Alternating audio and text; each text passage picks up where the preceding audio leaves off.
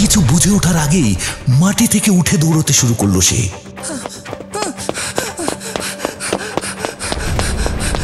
তাকে দৌড়ে আসতে দেখে গাড়ি থেকে বেরিয়ে দাঁড়িয়ে ছিল বাকি দুজন। ভূমি আর পাপড়ির হাত ধরে একটা টান দিল অভিজিৎ।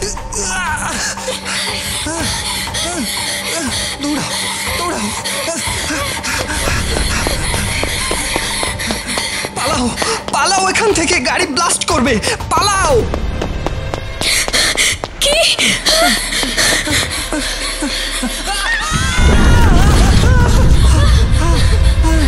কয়েক সেকেন্ড কাটার আগে কাণ্ডজ্ঞান হারিয়ে ঝরে পড়া পাথরের মতো রাস্তার ঢাল বেয়ে ঘাসের জমির উপর নেমে এলো ওরা।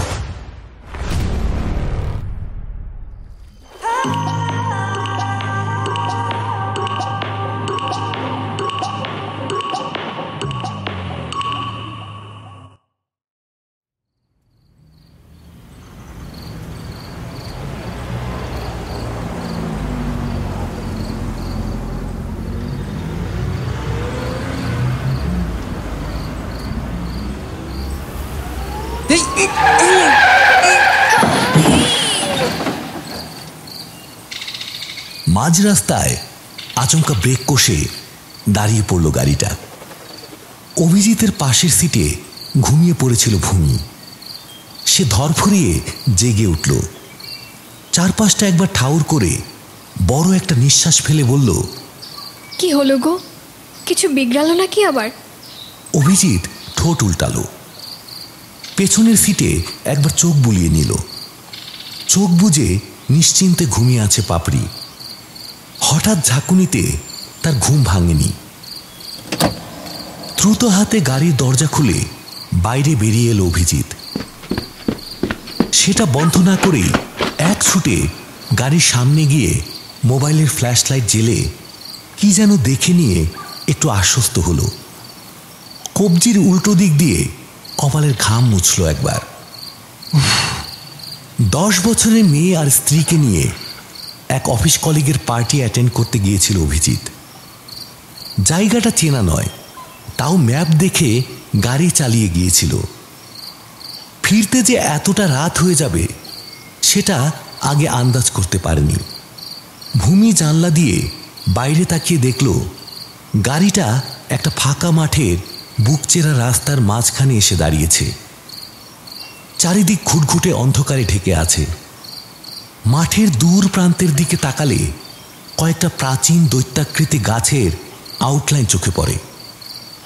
তার উপর তুলিতে টানা রঙের মতো কালচে লাল আকাশ চোখে পড়ছে। ঘড়িতে সময় দেখে সে, রাত 12:30 বাজতে চলেছে। না, যতটা ভেবেছিল ততটা রাত হয়নি। কিন্তু অভিজিৎ এখনো গাড়ির বাইরে দাঁড়িয়ে করছেটা কি?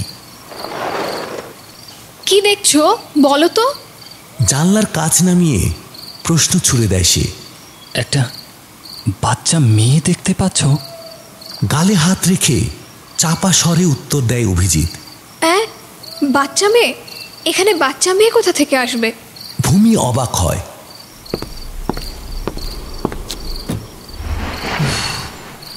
গাড়ির বাইরেটা একবার ভালো করে দেখে নিয়ে আবার ভেতরে এসে বসে অভিজিৎ। সেটাই তো ভাবছি। গাড়ি চালাতে চালাতে চোখটা লেগেছিল। হঠাৎ মনে হলো গাড়ির সামনে একটা বাচ্চা মেয়ে এসে পড়েছে। তাতেই তো ব্রেক মারলাম। তাহলে তো বাইরে নাথিং, কিচ্ছু নেই। ভূমির কথা শেষ হতে দেয় না অভিজিৎ। পেছন ফিরে আরেকবার পাপড়ির দিকে চেয়ে নিল ভূমি।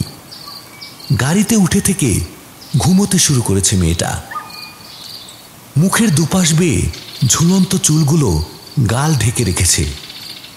একটা হাত দিয়ে চোখ রগড়ে হাই তুলতে তুলতে বলল, তাহলে নিশ্চয়ই ভুল দেখেছো বুঝলে। চারপাশে তো যতদূর দেখা যায় শুধু ফাঁকা মাঠ, মেয়ে আসবে কি করে আবার? অন্যমনস্ক হয়ে উত্তরটা দিয়ে গাড়িতে স্টার্ট দেওয়ার চেষ্টা করল অভিজিৎ। ঘর ঘর শব্দ করে গাড়ি থেমে গেল। স্টার্ট নিতে চাইছে না।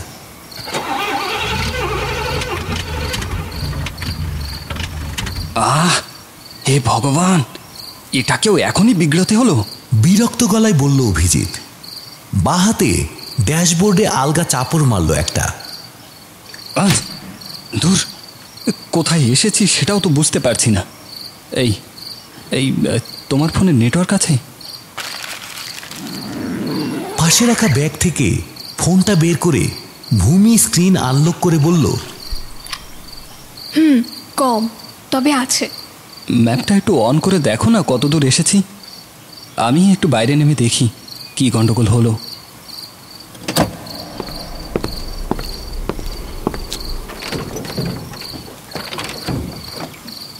সামনে গিয়ে বনেট খুলে খুটখুট করতে লাগলো অভিজিৎ।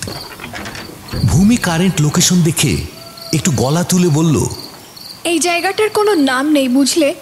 3 কিলোমিটার দূরে একটা গ্রাম আছে, খামারি নাম। শুনেছ আগে?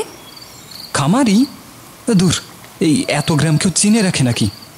ম্যাপে ম্যাপে আর কিছু দেখাচ্ছে না? না, শুধু সবুজ আর নীল। বাড়িঘর তো কিছুই দেখতে পাচ্ছি না। ব্যাস, হয়ে গেল। আচ্ছা, ঝামেলায় পড়লাম। আজকে যে কার মুখ দেখে বেরিয়েছিলাম, কি হয়েছে কিছুই বুঝতে পারছি না। গাড়ি কি আর চলবে না? কথাটা বলে গাড়ির বাইরে বেরিয়ে আসে ভূমি। হঠাৎ করে খারাপ হয়ে গেল নাকি? তুমি সত্যি ধাক্কা মারোনি তো কিছুতে? রাগি রাগি চোখে স্ত্রীর দিকে তাকালো অভিজিৎ। সত্যি যদি মেরে থাকি তো বডিটা কোথায় গেল? বোকার মতো কথা বলো না। ভূমি উত্তর দিল না। ফোনটা হাতে নিয়ে কিছু একটা দেখে একটু থমকে গেল। ফোনটা আরো কিছুটা চোখের কাছে এনে বলল, এই দেখো, এই জায়গাটা নিয়ে না একটা নিউজ আর্টিকেল আছে। কই দেখো দেখো। আরে, আর্টিকেল দিয়ে আমি কি করব? বিরক্ত হয়ে বলে অভিজিৎ। আহা, দেখোই না। দাও, এদিকে দাও। অনিচ্ছা সত্ত্বেও ফোনটা হাতে নিয়ে আর্টিকেলটায় চোখ রাখতেই হাত কেঁপে উঠল তার।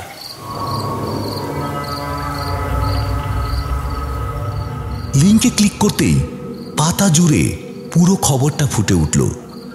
খামারি নামের ন্যাশনাল হাইওয়ের ধারে একটা গ্রামের আশেপাশে গত 2 বছরে বেশ কয়েকটা মৃতদেহ পাওয়া গেছে। পুলিশ সন্দেহ করছে যে খুনগুলো কোনো সিরিয়াল কিলারের কাজ, কারণ সবকটা খুনি করা হয়েছে ভিকটিমের গলার ভেতরে কাঁচি দিয়ে আঘাত করে। নিচের দিকে ছোট একটা আর্টিকেল করে লেখা, এলাকায় গুজব রটেছে এই 2 মাস ওই অঞ্চলে অনেকে নাকি একটি বছর 10-এর বাচ্চা মেয়েকে ঘুরতে ফিরতে দেখেছে। সাদা রঙের ফ্রক থাকে মেয়েটির গায়ে, হাতে থাকে একটি বড় ধারালো কাঁচি।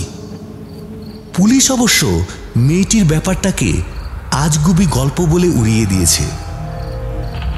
মাঠের উপরেই ইরিগেশন পাম্প বসানোর কাজ চলছিল 2 বছর আগে। রাত জেগে মাঠে ছিল কিছু শ্রমিক। সকালে তাদের মৃতদেহ উদ্ধার করে গ্রামবাসীরা। প্রত্যেকের গলায় কাঁচি জাতীয় কিছু দিয়ে আঘাত করে খুন করা হয়েছে। এরপর থেকে বেশ কয়েকটা একই ধরনের খুনের ঘটনা ঘটেছে এই এলাকায়। খবরটা পড়তে গিয়ে হাত কেঁপে উঠল অভিজিতের। মৃদু শব্দ করে সেটা খসে পড়ল হাত থেকে। কি কি হলো তোমার? ভূমি তার দিকে এগিয়ে এসে প্রশ্ন করল। ওই মেয়েটা ফ্রক পরেছিল, আর ওর হাতেও না একটা কাঁচি ছিল। কোন মেয়ে? আরে, গাড়ির সামনে যাকে দেখেছিলাম। এই যে বললে ওটা তোমার মনের ভুল। কিছু একটা উত্তর দিতে যাচ্ছিল অভিজিৎ, থেমে গেল। সামনে রাস্তার উপর একটা বাতি স্তম্ভ জ্বলছে। তার আলো তির্যকভাবে এসে পড়েছে পেছনের রাস্তার উপরে। তাতে কিছুটা আলোকিত হয়ে আছে মাঠের ধারের ঘাসগুলো। রাস্তা থেকে বেশ কিছুটা নিচে নেমে শুরু হয়েছে মাঠটা।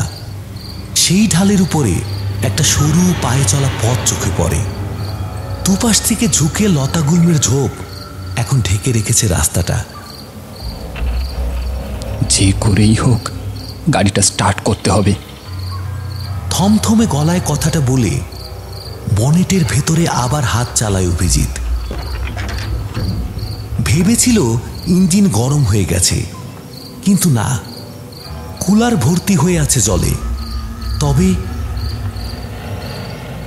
শোনো, কাউকে ফোন করব যদি কেউ গাড়ি নিয়ে আসে। ফোন থেকে চোখ সরিয়ে নিয়ে বলল ভূমি। হ্যাঁ, ডু ইট। একটা নাম্বার ডায়াল করলো ভূমি।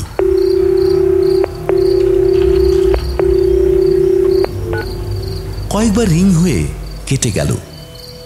রাত 1টার কাছাকাছি বেজেছে, হয়তো ঘুমিয়ে পড়েছে। আরেকটা নাম্বারে কল করতে যাচ্ছিল, এমন সময় ঘুম জড়ানো একটা গলা শুনতে পেল সে। মা, মা।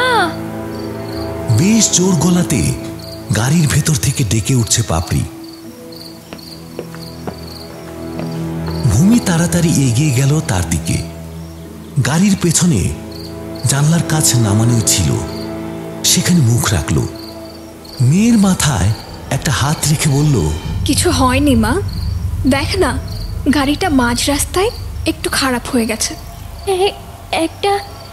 একটা মেয়ে এসেছিল জানো। উদ্বিগ্ন মুখে জানলা দিয়ে বাইরে তাকিয়ে বলল পাপড়ি। ডাকছিল আমাকে। কি মেয়ে? কোন মেয়ে? কি জানি, জানলার বাইরে টোকা দিচ্ছিল আঙুল দিয়ে।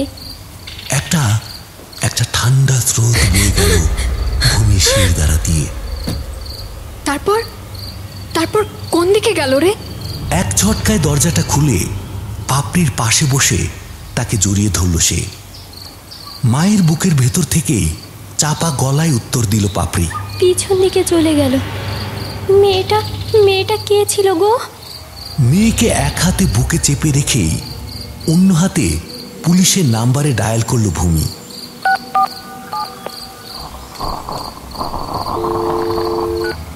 কিছুক্ষণ ঘর ঘর করে একটা শব্দ হয়ে কেটে গেল লাইনটা। নেটওয়ার্ক কমে আসতে শুরু করেছে। বিড়ালের মতো ভীত সন্ত্রস্ত হয়ে চারিদিক দেখতে লাগলো ভূমি। এতক্ষণে অভিজিৎ গাড়ির বনেট নামিয়ে দিয়েছে। মুখের উপরে ছায়া নেমেছে, আর মৃদু হাওয়া বয়ে যাচ্ছে ফাঁকা মাঠের উপর দিয়ে। ঝোপঝাড়ের ভেতর থেকে ঝিঝি ডেকে চলেছে একটানা। চতুর্দিক আশ্চর্য রকম নিথর নিস্পন্দ হয়ে আছে, যেন একটা বড়সড় নাটকের জন্য মঞ্চ সাজিয়ে রেখেছে কেউ। সামনের সিটে এসে বসে নিজের কপালে একটা হাত রাখলো অভিজিৎ। না, কি যে হয়েছে কিছুই বুঝতে পারছি না। শোনো, মেয়েটা আমাদের আশেপাশেই আছে। পাপড়িকে জানলা দিয়ে ডাকছিল। কাঁপা কাঁপা গলায় বলল ভূমি। হোয়াট? অভিজিৎ ফিরে তাকালো। তারপর? She just went away. মাথা নাড়ল অভিজিৎ। দূর, বাজে কথাবার্তা বলছো। একটা বছর 10-এর মেয়ে মাঝ রাতে এই জনশূন্য প্রান্তরে ছুরি হাতে ঘুরে বেড়াচ্ছে। খুনগুলো যদি ওই করে থাকে? থমথমে গলায় বলে উঠল ভূমি। তোমার কি মাথা খারাপ হয়ে গেছে নাকি? ধমকে উঠল অভিজিৎ। ওইটুকু বয়সের একটা বাচ্চার পক্ষে খুন করাই অসম্ভব, তার উপরে আবার গলায় কাঁচি ঢুকিয়ে।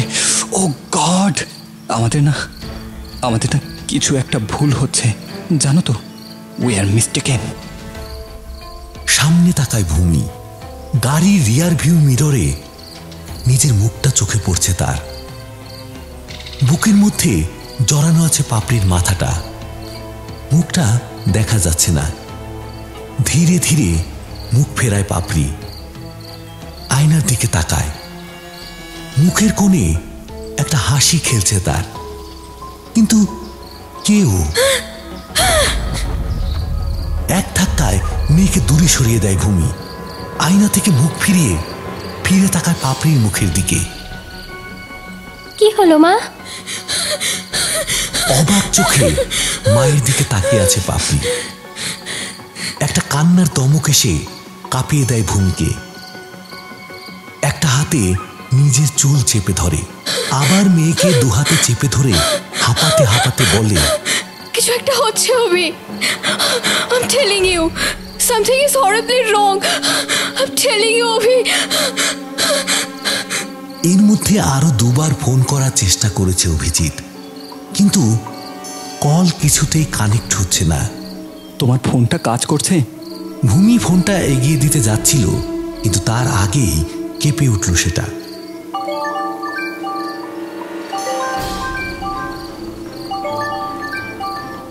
একটা কল আসছে, কিন্তু নাম্বারের জায়গাটা খালি। সেটা খেয়াল না করে ফোনটা ছিনিয়ে নিয়ে কলটা রিসিভ করে কানে চেপে ধরে অভিজিৎ। তার বুকের ভেতরে জমাট বাঁধা ভয়টা কয়েক ধাপ বেড়ে যায়। একটা মেয়েলি গলায় চিৎকার ভেসে আসছে ফোনের ভেতর থেকে, যেন কোনো বাচ্চা মেয়ে তারস্বরে চিৎকার করে সাহায্য চাইছে কারো কাছ থেকে।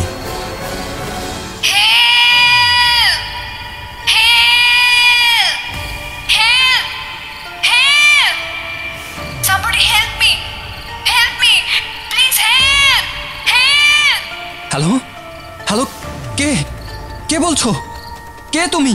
Hello hello. অভিজিৎ ডুকরে চিৎকার করে ওঠে, আর একটু একটু করে সে আর্তচিৎকার বদলে যায় মিহি হাসির শব্দে।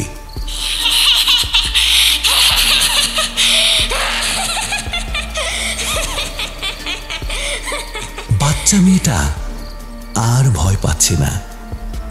এবার সে ভয় দেখাতে চায়। ফোনটা লাউড স্পিকারে করে দেয় অভিজিৎ। ভূমি কান খাড়া করে শুনতে থাকে সেই হাসির শব্দ। কয়েক সেকেন্ড পরে থেমে যায় হাসিটা। তার বদলে এবার একটা চেনা নার্সারি রাইম পড়তে শুরু করে মেয়েটা। দম বন্ধ করে শুনতে থাকে ওরা। ফোনের ওপাশ থেকে একটানা খেলার ছলে পড়ে চলেছে মেয়েটা।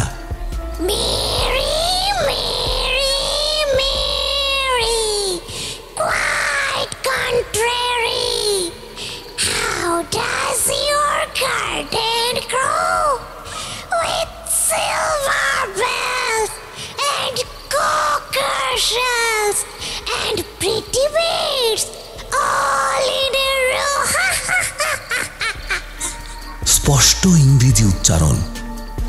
এই চারটে লাইনই খারাপ হয়ে যাওয়া ক্যাসেটের মতো বারবার পড়ে চলেছে মেয়েটা। ফোনটা হাতে নিয়ে ছুঁড়ে ফেলে দেয় ভূমি। ডুকরে ওঠা কান্নায় ভেঙে পড়ে সে। অভিজিৎ অবাক হয়ে বলে, ভূমি ভূমি, এটা তো বাচ্চাদের রাইম। এটা কি মানে, এটা কি হচ্ছে?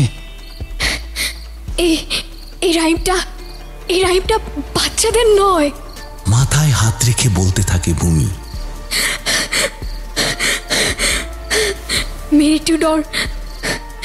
মেরি টুডর ছিলেন হেনরি VIII মেয়ে, পরে ইংল্যান্ডের রানী হন। প্রচুর নিরপরাধ প্রজাকে নৃশংসভাবে হত্যা করেছিলেন বলে ব্ল্যাডি মেরি বলা হতো তাকে। মাথায় কিছু সমস্যা ছিল, একটার পর একটা খুন করে তাদের সমাধিস্থ করতেন। সেখান থেকেই how does you garden grow, silver bell আর ককার শেল দুটোই torture device. Pretty maids all in a row, মানে খুনের আগে লাইন দিয়ে দাঁড় করিয়ে রাখা তার ভিকটিমরা। এই রাইমটা মেরি টুডরকে নিয়ে লেখা। কিন্তু তার সঙ্গে আমাদের কি সম্পর্ক? হতবাক হয়ে জিজ্ঞেস করে অভিজিৎ। আমি জানি না, আমি কিছু বুঝতে পারছি না। আমি কিছু জানি না, আমি কিচ্ছু জানি না। কথাগুলো শেষ হওয়ার আগেই আবার কান্নায় ভেঙে পড়ে ভূমি। নিস্তব্ধ কয়েকটা মুহূর্ত কেটে যায়। একটু আগে ঢিমে হাওয়াটার জোর এখন আরো খানিকটা বেড়েছে। গাড়ির ভেতরে জ্বলন্ত নীলচে আলোয় শুধু তিনটে মানুষের চাপা নিঃশ্বাসের শব্দ ছাড়া আর কিচ্ছু শোনা যাচ্ছে না। ক্রমশ পাপড়ির একটা হাত উঠে আসে সামনের দিকে, আঙুল দিয়ে কিছু একটা যেন দেখাতে চায় সে। বাবা, ওই যে আঙুল লক্ষ্য করে গাড়ির সামনে তাকায় অভিজিৎ। বাইরের বাতিস্তম্ভের আলোয় যেটুকু হলদে কুয়াশা দেখা যাচ্ছে তার মধ্যে গাড়ির দিকে পিছন ফিরে দাঁড়িয়ে আছে একটা মানুষের শরীর, শিশু। তার গায়ে একটা সাদা রঙের হাঁটু অব্দি ফ্রক। ফ্রকের নিচ থেকে বেরিয়ে থাকা দুটো পায়ে অসংখ্য কাটাকুটির দাগ। ডান হাতের আঙুলের ফাঁকে ধরা আছে একটা কাঁচি।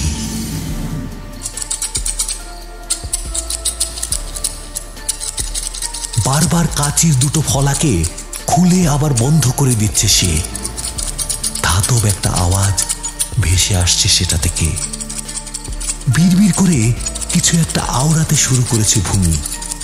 অভিজিৎ ঠোঁটের সামনে একটা আঙুল তুলে ইশারায় চুপ করতে বলে। আমি দেখছি, যাই হয়ে যাক তোমরা গাড়ি থেকে বেরোবে না। না অভিজিৎ, আমি বলছি তুমি বাইরে যেও না, প্লিজ প্লিজ, তুমি বাইরে যেও না অভিজিৎ। অভিজিৎ না, যেও না। এখানে বসে লাভ হচ্ছে কিছু? ভূমি আর কিছু বলে না। অভিজিৎ বাইরে বেরিয়ে এসে মৃদু শব্দে গাড়ির দরজাটা বন্ধ করে দেয়। ধীর পায়ে এগিয়ে যায় মেয়েটার দিকে। তার দৃষ্টি মেয়েটার কাঁধ অব্দি নেমে আসা চুলের উপর স্থির। তুমি কে? তুমি কি চাও? হ্যাঁ, কি চাও তুমি? গলা ধরে এসেছে অভিজিতের। কোনো উত্তর এলো না, শুধু একটা না সেই কাঁচির কচকচ শব্দ। আরেকটু এগিয়ে গেল অভিজিৎ। এবারে মেয়েটার পা দুটো সচল হয়ে উঠল। পিছন ফিরেই সামনের দিকে হাঁটতে লাগলো সে। হলদে আলোর কুয়াশাটা ছেড়ে আরো কিছুটা এগিয়ে গেল। তাকে অনুসরণ করে অভিজিৎ এগোতে লাগলো পায়ে পায়ে। কিছুক্ষণের জন্য গাড়িতে বসে থাকা দুটো মানুষের কথা বেমালুম ভুলে গেল সে। মেয়েটা কি কিছু দেখাতে চাইছে? কোথাও কি নিয়ে যেতে চাইছে? কয়েক পা এগোতেই কিন্তু দৃষ্টি ঝাপসা হয়ে এলো তার। মেয়েটা কুয়াশা পেরিয়ে প্রায় অন্ধকারে মিশে গেছে। আরো ঝাপসা হয়ে আসার আগেই পকেট থেকে ফোনটা বের করে আলো জ্বালানোর চেষ্টা করল অভিজিৎ, কিন্তু সেই আলো জ্বলল না। তবে কি অন্ধকারে হারিয়ে যাবে মেয়েটা? বিদ্যুৎ ঝলকের মতো মনে পড়ে গেল পকেটে সিগারেট জ্বালানোর জন্য দেশলাই আছে। চোখেতে সেটা বের করে আলো জ্বালালো অভিজিৎ। খয়েরি শিখা জ্বলে উঠে সামনের কিছুটা অংশ ভরে দিল ফিকে আলোয়। সামনের রাস্তা ফাঁকা, কেউ নেই সেখানে। দেশলাইটা আরেকটু তুলে ধরে দেখবার চেষ্টা করল সে, আর সঙ্গে সঙ্গে কবজির কাছে একটা আলগা হাতের স্পর্শে হাত থেকে দেশলাই ছিটকে পড়ল তার। একটা তীক্ষ্ণ চিৎকার করে মাটির উপর বসে পড়ল সে। পর মুহূর্তে আতঙ্কিত চোখে লক্ষ্য করল যতটা পথ সে গাড়ি থেকে এগিয়ে এসেছে সেই সমস্ত পথ জুড়ে একটা তরলের রেখা এগিয়ে এসে মিশেছে পায়ের কাছে। গন্ধটা চিনতে পারল অভিজিৎ। ছিটকে পড়া দেশলাই থেকে নির্গত আগুনের ঢেউ সেই তরলের রেখা ধরে এগোচ্ছে গাড়ির দিকে। কিছু বুঝে ওঠার আগেই মাটি থেকে উঠে দৌড়তে শুরু করলো সে।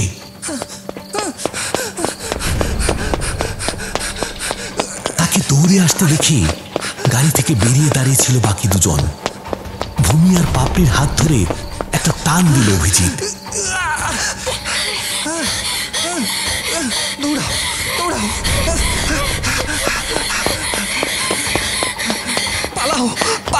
থেকে গাড়ি ব্লাস্ট করবে, পালাও। কি?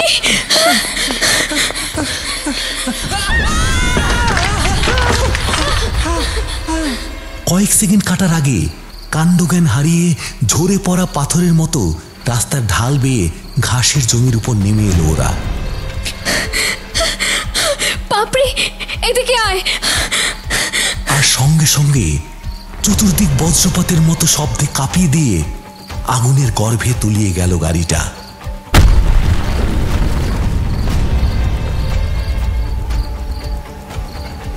যেন মাটির তলা থেকে হাত বাড়িয়ে লেলিহান শিখা গ্রাস করল সেটাকে। গোটা রাস্তাটা ভরে গেল ক্ষণিকের আলোয়, আর সেই আলোয় চোখে পড়ল জ্বলন্ত গাড়িটার ঠিক পাশে দাঁড়িয়ে আছে বাচ্চা মেয়েটা। হাতে এখনো ধরা আছে কাঁচি। চোখের পলক পড়তেই হাওয়ায় মিলিয়ে গেল সে। আর প্রায় একই সঙ্গে ছাইয়ের গন্ধে ভরে উঠল বাতাস।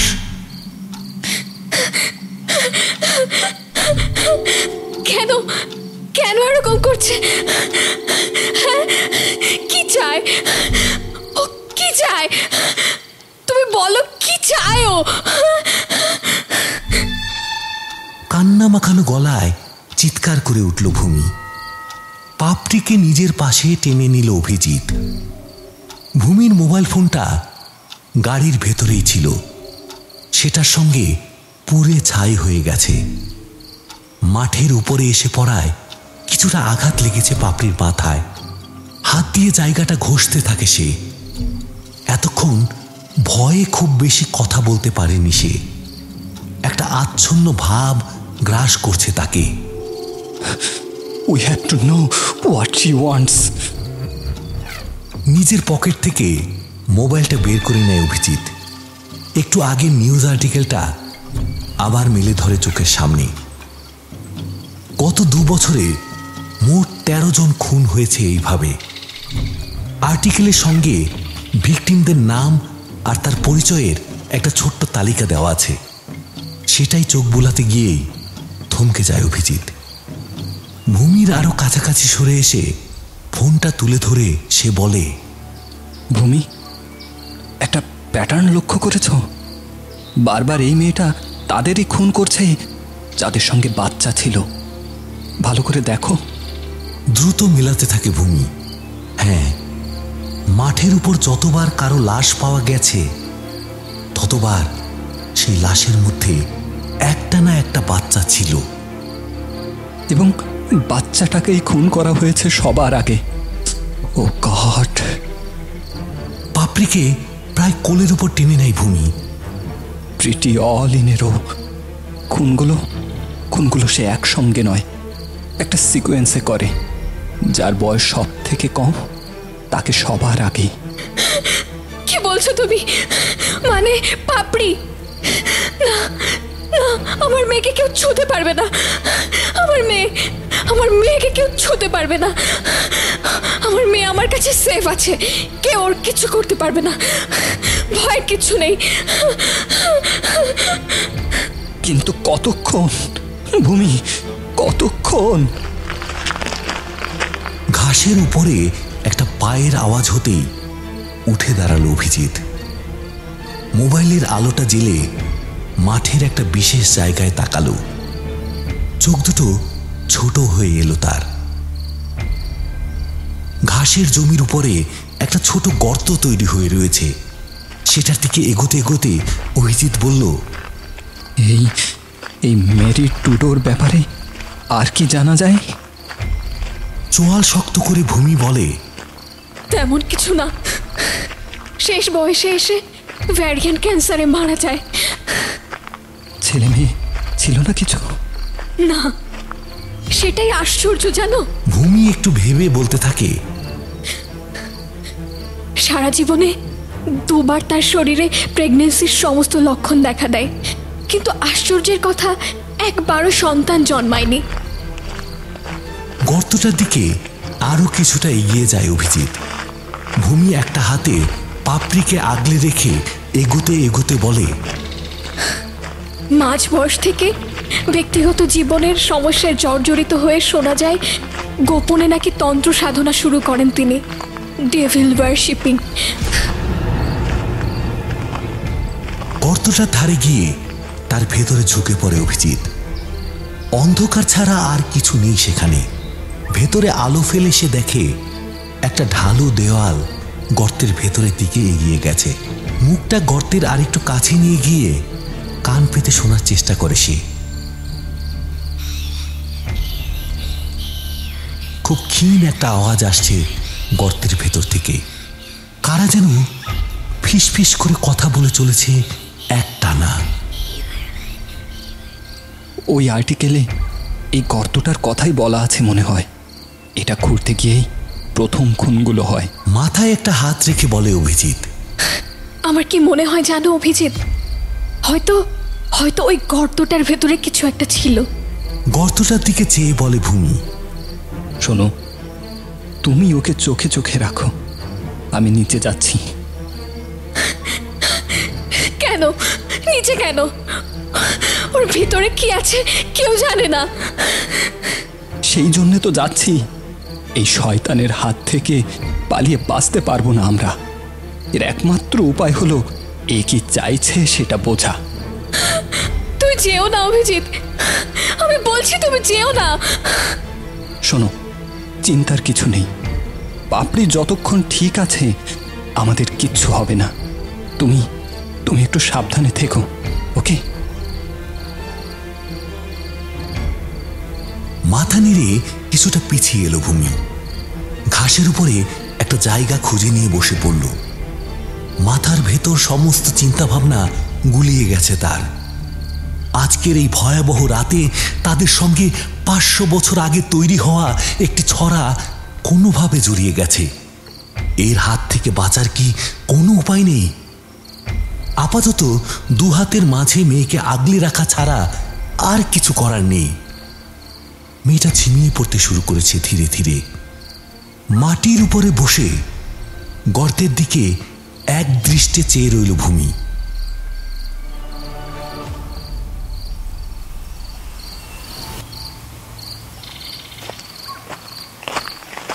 অন্ধকার হাতড়ে কিছুটা নেমে আসতে অভিজিতের মনে হলো মাটির একটা বিশেষ জায়গায় এসে পা আটকে যাচ্ছে তার। উপরে তাকিয়ে বেশ কিছুটা আকাশ দেখতে পেল। তার মানে গর্তটার মধ্যে বেশি দূর নামেনি। আর যাই হোক, গর্তটা ভৌতিক নয়, মানুষের হাতেই তৈরি হয়েছে সেটা। কিছুক্ষণ সেভাবে দাঁড়িয়ে থাকতে থাকতে অভিজিতের মনে হলো মাটির দেওয়ালের ওপাশ থেকে কার গলার আওয়াজ আসছে। কান পেতে শোনার চেষ্টা করলো।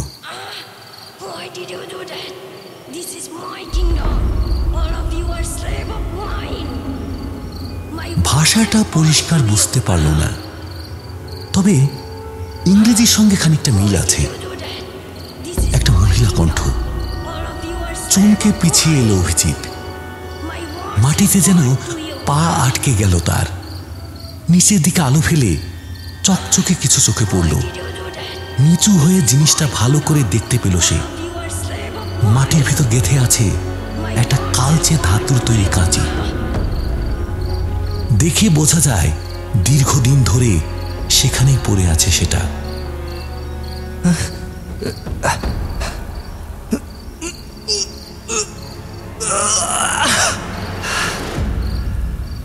একটা দিক চেপে ধরে সজোরে টান দিতে মাটি থেকে উঠে এলো কাঁচিটা। অসম্ভব ভারী, মৃত শরীরের মতো ঠান্ডা স্পর্শ। অভিজিতের হাড় কাঁপিয়ে দিল। হাতের পেশি থেকে সমস্ত জমাট বাঁধা শক্তি যেন টেনে নিতে লাগলো কাঁচিটা। অভিজিতের মনে হলো বহু দূর থেকে কিছুর আওয়াজ ভেসে আসছে।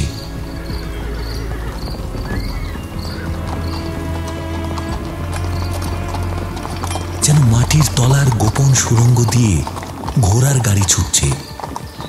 তার চোখের সামনে জমাট অন্ধকার চিরে আলো ফুটে উঠছে একটু একটু করে। সাদা কুয়াশার মতো ছেঁড়া ছবি চোখে পড়ছে। সেই কুয়াশার ভেতরে আবছাভাবে ফুটে উঠছে একটা ছায়ামূর্তি।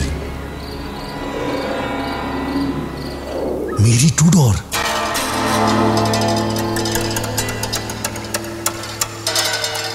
মেরি টুডরকে চিনতে পেরেছে সে।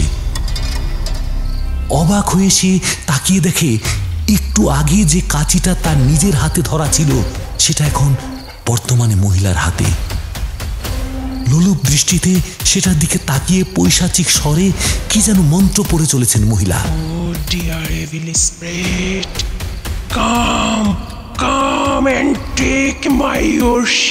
একটা সদ্যজাত শিশু শুয়ে আছে তার পাশে, হাসছে।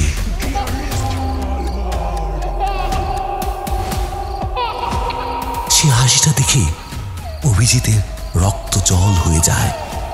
এত নারকীয় হাসি একটা শিশুর মুখে ফুটতে পারে?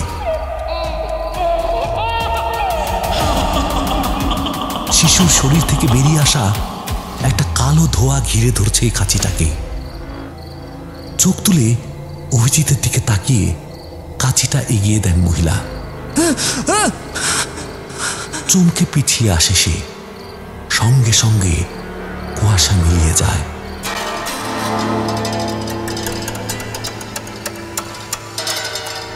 অভিজিৎ বুঝতে পারে কোনো অলৌকিক শক্তি সংকেতে কিছু বলতে চাইছে তাদের, দেখাতে চাইছে কয়েকশো বছর আগের কোনো দৃশ্য।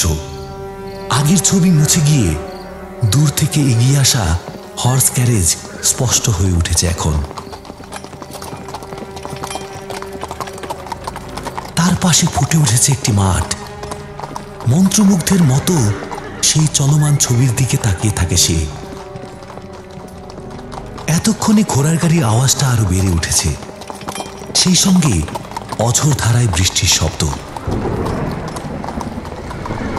ঘন ঘন বাজ পড়ছে। অভিজিৎ অবাক হয়ে দেখে তার চোখের সামনে পড়ে আছে বিস্তীর্ণ মাঠ। একটু আগে যে মাঠের উপরে তাদের গাড়িটা দাঁড়িয়ে পড়েছিল, এখন সেই মাঠটাই ফিরে গেছে 200 বছর আগে। রাস্তাটা উধাও হয়েছে। বৃষ্টির জলে ডুবে ঘাসগুলো প্রায় দেখাই যাচ্ছে না। মাঠের মাঝখান দিয়ে ছুটে আসছে ঘোড়ার গাড়ি। মুহুর্মুহু বজ্রপাত হচ্ছে খোলা মাঠের উপরে। চালক থামছে না। যত দ্রুত সম্ভব এই এলাকা পার হয়ে যাওয়ার চেষ্টা করছে সে। অভিজিতের বুক কাঁপিয়ে একটা আকাশ চেরা বিদ্যুতের ঝলক আছড়ে পড়ল ঘোড়াগুলো থেকে মিটার 10 দূরে।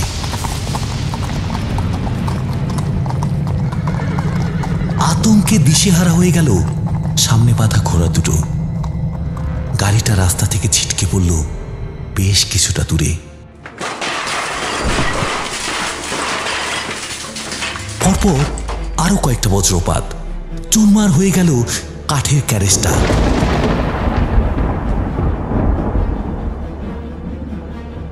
দু চারটে ছিন্ন ভিন্ন মৃতদেহ এসে পড়ল মাটির উপরে। ধ্বংসস্তূপের ভেতর থেকে ভারী কিছু একটা ছিটকে এলো অভিজিতের দিকে। মুখ বাঁচাতে একটা হাত বাড়িয়ে জিনিসটা ধরে ফেলল সে। বৃষ্টির আওয়াজ থেমে গেছে। ঘোড়ার গাড়িও রাতের স্বপ্নের মতোই মিলিয়ে গেছে তার সামনে। চোখ বন্ধ করেও অভিজিৎ বুঝতে পারল রাত আবার শান্ত হয়ে আসছে। আবার ঝিঝির ডাক কানে আসছে। ত্রিমাত্রিক সিনেমার মতো অতীতের দৃশ্য শেষ হয়ে আবার ফিরে এসেছে বর্তমানে।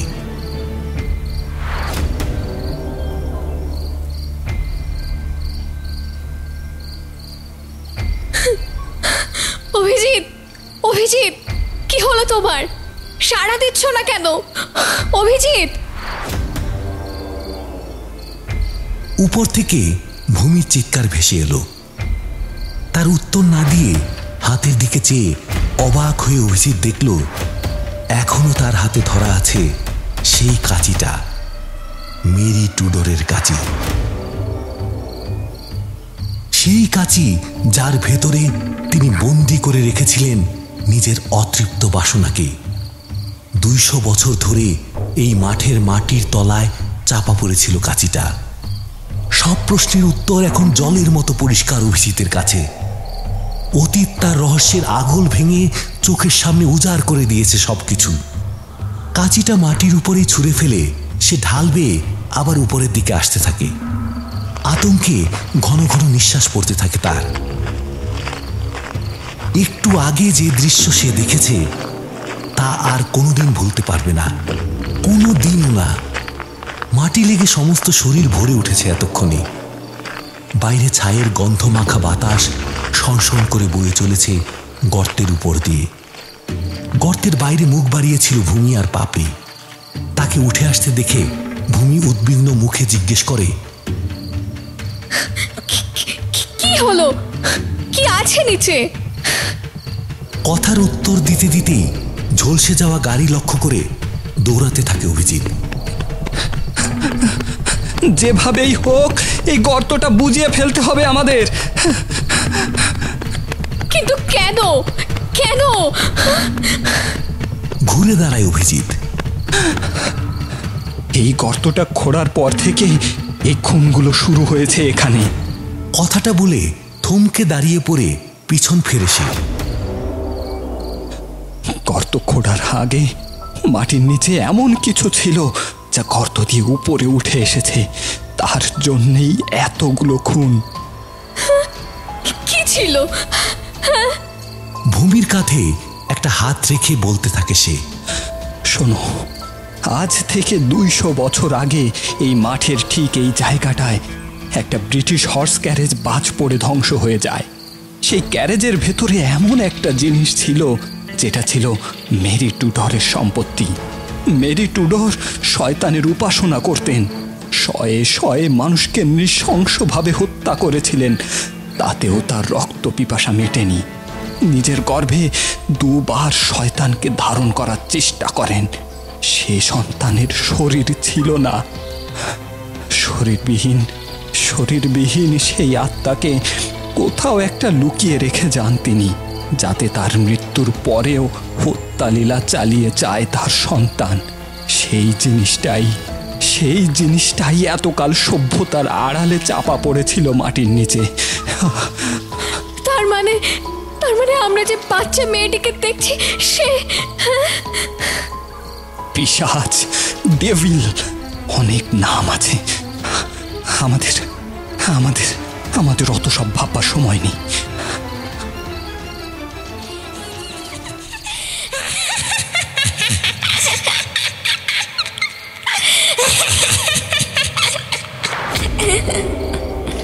খিলখিল করে একটা হাসির শব্দে বাতাস ভরে ওঠে। মনে হয় ওদের 3 জনকে ঘিরে দৌড়ে দৌড়ে খেলা করছে বছর দশকের বাচ্চা মেয়ে। মাঝে মাঝে তার সাদা ফ্রকের একটা অংশ অন্ধকারে ফুটে উঠছে। কিন্তু সে এখানে এলো কি করে? ভয়ার্ত চোখ ফিরিয়ে প্রশ্ন করে ভূমি। আমি জানি না, সবকিছু আমার কাছেও স্পষ্ট নয়। এইটুকু জানি, নিজের মৃত্যুর পরেও তার সন্তানকে, তার রক্তলোভী সত্তাকে বাঁচিয়ে রাখতে চেয়েছিলেন মেরি। 200 বছর ইংল্যান্ডেই ছিল সেটা। কেউ বা কারা তাকে ভারতে নিয়ে আসে। তারা সকলেই আজ মৃত। আজ আর জানার কোনো উপায় নেই। আচ্ছা ভূমি, গাড়ির ডিকিতে একটা শাবল ছিল না? হ্যাঁ, কিন্তু সেটা এতক্ষণে। না, ভাববার সময় নেই। যেভাবেই হোক পাপড়ির ক্ষতি হতে দিও না তুমি। ও ঠিক থাকলে আমাদের কিচ্ছু হবে না। 3 জনে মিলে দৌড়ে যায় গাড়িটার দিকে। এখনো কোথাও কোথাও আগুন জীবন্ত আছে তার। রাস্তার হলদে আলোটা এখনো আগের মতোই জ্বলছে। সেটাকে ঘিরে জমে থাকা ধোঁয়ার বাষ্প আর কুয়াশা অবিচ্ছেদ্য মায়াজালের সৃষ্টি করেছে। পাপড়ির চোখ দুটো প্রায় বুজে এসেছে। ভূমি তাকে জোর করে জাগিয়ে রাখার চেষ্টা করে। একটু জেগে থাক মা, দেখবি আমরা ঠিক এখান থেকে বেরিয়ে যাব। পাপড়ি, কিছু হবে না মা। অভিজিৎ এতক্ষণে গাড়িটার প্রায় পেছনে এসে দাঁড়িয়েছে। গাড়ি ব্লাস্ট করায় ডেকের পাল্লাটা ভেঙে বেরিয়ে এসেছে। তার ভেতরটা এখন অন্ধকার। পকেট থেকে ফোনটা বের করে আলো জ্বালানোর চেষ্টা করে অভিজিৎ। পাপড়ির দিক থেকে মুখ ফিরিয়ে তার দিকে তাকায় ভূমি। কিছু একটা খটকা লাগে তার। ভুরু কুচকে সে বলে, জানো, একটা ব্যাপার আশ্চর্য লাগছে আমার। আমি যতদূর জানি মেরি টুডরের 2 বার ফলস প্রেগনেন্সি হয়। একটা ভ্রূণ যদি এখানে থাকে তাহলে দ্বিতীয়টার কি হলো? জানি না আমি। অভিজিৎ উত্তরটা দিয়ে গাড়ির দিকে ফিরতে যাচ্ছিল। একটু থেমে গিয়ে নিজের মনেই বিড়বিড় করে বলে, কিন্তু গাড়িটা যদি তখন তোমাদেরকে নিয়ে ব্লাস্ট করতো তাহলে তোমরা দুজনেই একসঙ্গে মারা যেতে। সেক্ষেত্রে তো মেডিসিনেরও হতো না। তাহলে কি? একটা চাপা চিৎকার বেরিয়ে আসে পাপড়ির অবসন্ন গলা দিয়ে। বাবা, বাবা, গাড়িটার ভিতরে কেউ আছে। থেমে যায় অভিজিৎ। পাপড়ির বুঝে আসা ক্লান্ত চোখের দিকে চেয়ে জিজ্ঞেস করে, কে আছে পাপড়ি? কে বলো, কে? যে মেয়েটাকে দেখে তুমি গাড়ি থামিয়েছিলে। থমথমে গলায় একটা ঢোক গিলে উচ্চারণ করে পাপড়ি। তার চোখ দুটো ঝলসে ওঠে। I don't care. ও আমাদের কোনো ক্ষতি। বলতে গিয়ে থেমে যায় অভিজিৎ। ধীরে ধীরে পিছন ফিরে পাপড়ির মুখের দিকে তাকায় সে। ভূমির চোখও ঘুরে গেছে সেই দিকে। বিড়বিড় করে একটা প্রশ্ন করে, কি বললি? তুই তো ঘুমিয়েছিলি তখন পাপড়ি? জানলি কি করে বাবা কেন গাড়ি থামিয়েছিল? মুহূর্তে পাপড়ির মুখ থেকে আতঙ্ক আর ক্লান্তি মুছে গিয়ে একটা চেরা হাসি ফুটে ওঠে।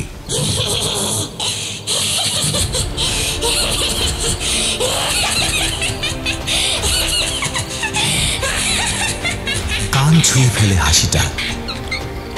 দুটো পায়ে ভর দিয়ে সোজা হয়ে দাঁড়ায়।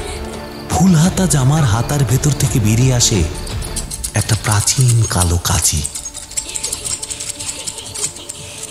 সেটা সজোরে বসিয়ে দেয় ভূমির গলার ঠিক নিচে।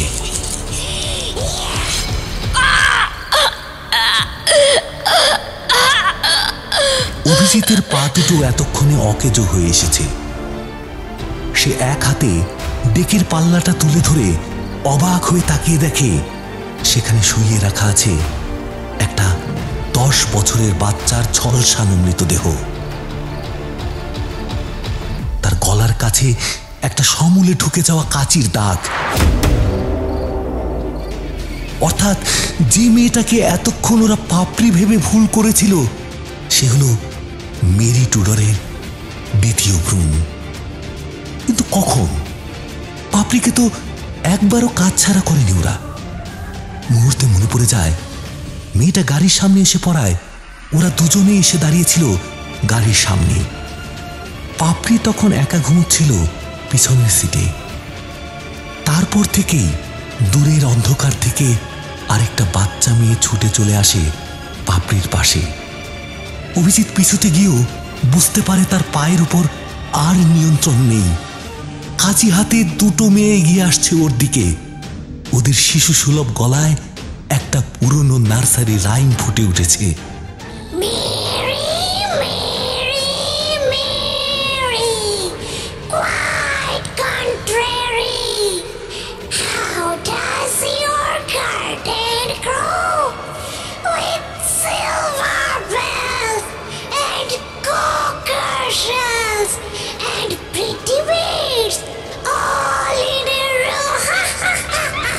রাতের খোলা হাওয়ায় মিশে ছড়িয়ে পড়ছে মাঠের উপরে।